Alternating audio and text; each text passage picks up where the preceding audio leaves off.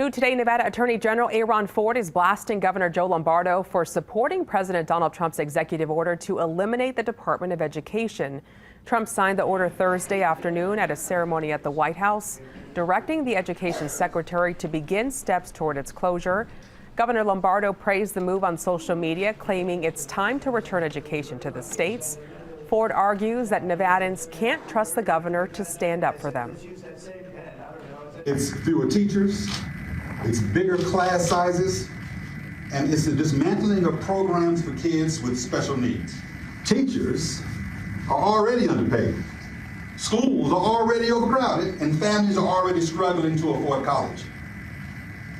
And instead of fixing that, Joe Lombardo just signed up to pull even more money away from Nevada students.